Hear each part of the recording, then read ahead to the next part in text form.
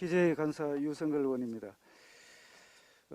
기재부 장관인 홍남기 부총리가 문재인 정부의 정권 나팔수 역할을 자처한다는 것에 대해서 안타까움을 금할 수가 없습니다. 어제 홍 부총리는 자신의 페이스북에 문재인 정부 경제 분야 36대 성과를 15번에 걸쳐서 홍보하겠다고 이렇게 밝혔습니다. 정권 말 그동안의 경제 실정에 대한 반성문을 쓰기에도 모자란 시간에 문비어천가를 외치는 홍남기 부총리의 형태, 과연 기재부가 정치 논리가 아닌 경제 논리로 국가 재정을 올바르게 이끌었는지 의구심을 가지게 됩니다.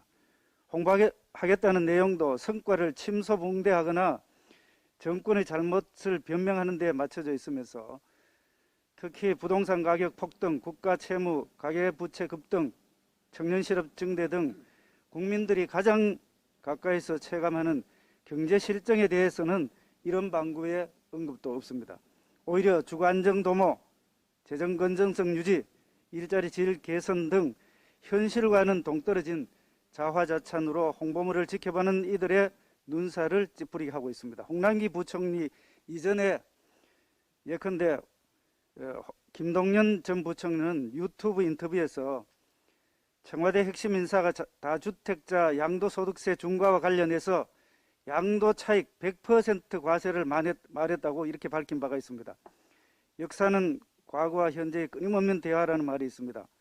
문재인 정부의 경제 참사 역시 아픈 과거이지만 이를 직시해서 다시는 이런 잘못된 일이 반복되지 않게 하는 것이 지금 홍남기 부총리의 마지막 과제일 것입니다. 홍남기 부총리는 현실을 똑바로 목도하고 미래 세대를 위한 반성문 작성에 나서기를 바랍니다. 다음은 역대급 세수 추계 오류에 대해서 한 말씀 드리겠습니다. 지난해 작년 2021년 세수가 또다시 최대 10조 원 더 늘어난다고 합니다.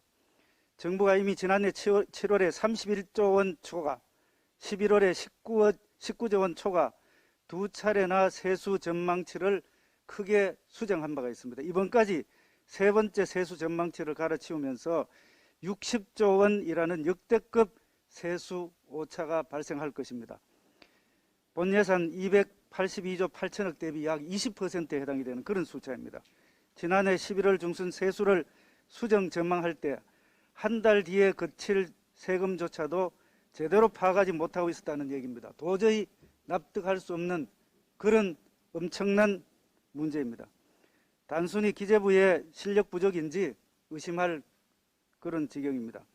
지난 2011년부터 2016년까지 문재인 정권 이전의 세수 오차율 보면은 본 예산 대비해서 5%를 넘어선 적이 없습니다. 그런데 유독 문재인 정부 들어와서 세수 오차율이 5%를 넘어서 9% 그리고 이제는 20%까지 치솟는 것입니다. 도저히 있을 수 없는 그런 상황입니다. 세수 추계라는 첫 단추를 이렇게 엉망으로 채웠는데 나라 살림 제대로 운영할 수 있겠느냐는 국민의 불신이 하늘을 찌를 것입니다.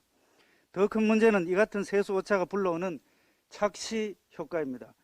기대한 것보다도 더 많이 세금이 거쳤으니까 나라 경제 재정이 더 탄탄해질 것으로 오해하고 있다는 겁니다. 정부 여당과 이재명 후보가 이 같은 착시에 기대어서 전 국민 재난지원금 지급까지 밀어붙이지 않을까 걱정입니다. 정부의 세수는 재정 운영의 근간입니다. 나라 살림을 꾸리는데 세금이 얼마나 들어올지 계산을 하고 여기에 맞춰서 예산을 편성하는 것입니다. 주먹구구식 추계를 남발하면은 정책에 대한 대국민 신뢰가 함께 추락할 수밖에 없는 상황입니다. 따라서 최악의 오류와 무능을 드러낸 기재부는 통렬히 반성을 해야 될 것이고 반드시 상응한 책임을 물어야 될 것입니다. 아울러서 근본적인 시스템 개편도 요구되는 사항입니다. 이상입니다.